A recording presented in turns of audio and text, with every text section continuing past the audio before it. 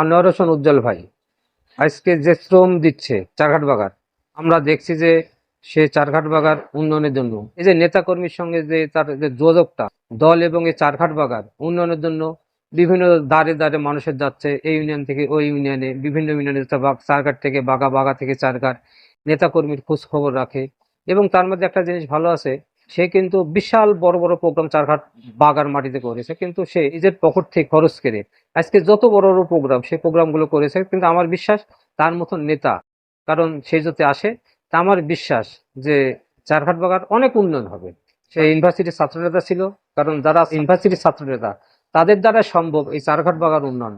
কারণ অশিক্ষিত, অমার্জিত, সন্ত্রাসী যারা কার্যকলাপে সম্পৃক্ত, যারা মানে অন্যায় করলে তার কোনো বিচার করতে পারে না, তার কোনো দায় নিতে পারে না, এসব নেতা আমরা চাই। যার দ্বারা উন্নয়ন, সঙ্গে সঙ্গে অ্যাকশন নিতে হবে, যে অন্যায়ের বিরুদ্ধে প্রতিবাদ করবে, এ ধরনের নেতা আসলে আমার বিশ্বাস চারঘাট বাগার উন্নয়ন হবে। এবং সেই মূল মানসিকতা আনোয়ার হোসেন উজ্জ্বল ভাইয়ের আছে।